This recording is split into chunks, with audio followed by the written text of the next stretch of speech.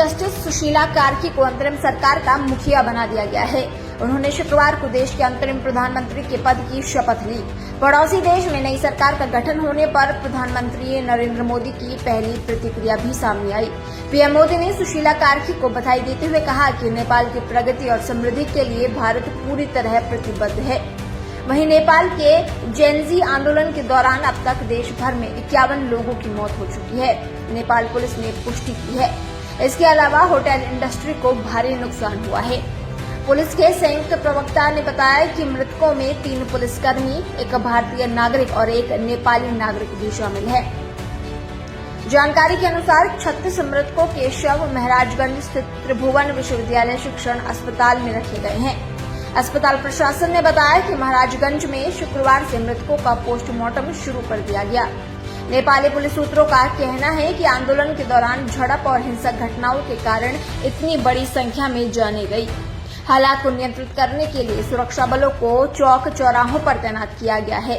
लगातार निगरानी रखी जा रही है। नेपाल के होटल उद्योग को लगभग 25 नेपाली अरब रुपए से ज्यादा का नुकसान हुआ है। ये इंडस्ट्री पर्यटन से प्रेरित अर्थव्यवस्था का महत्वपूर्ण राजस्व अर्जित करती है। होटल एसोसिएशन नेपाल की ओर से जारी एक बयान के हवाले से बताया गया कि सबसे ज्यादा नुकसान काठमांडू स्थित हिल्टन होटल को हुआ है, जहां अकेले 8 अरब रुपए से ज्यादा का नुकसान हुआ है। इसमें कहा गया कि काठमांडू घाटी, पोखरा, बुटवल, भैरहवा, झापा, विराटनगर, धनगढ़ी, महोत्तरी और डांग तुलसीपुर में अन्य प्रमुख घरेलू और अंतर्राष्ट्रीय ब्रांड के होटलों को भी हिंसा का खामियाजा भुगतना पड़ा है।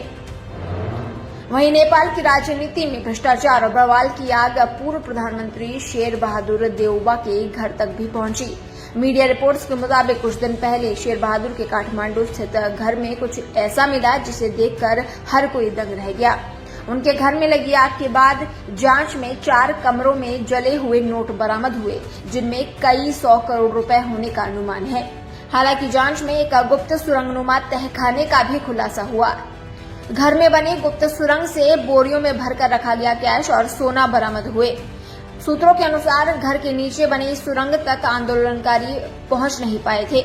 आंदोलनकारियों के हमले में देउबा जख्मी हो गए थे। उनकी पत्नी के साथ भी दुर्व्यवहार किया गया। जेनजी ने उनके घर को आग के हवाले कर दिया था। घटना के बाद 4 कमरों में रखे गए नोट जले थे। घटना के बाद जब जांच की गई तो कैश और सोना मिला था। बड़ी बरामदगी की जानकारी मिलते ही गुरुवार को देउबा निवास के आसपास स्थानीय लोगों की भीड़ जुट गई। स्थिति को नियंत्रित करने के लिए सुरक्षा बलों को मोर्चा संभालना पड़ा। ये भ्रष्टाचार के खिलाफ युवाओं के गुस्से और आंदोलन की बड़ी वजह बनी।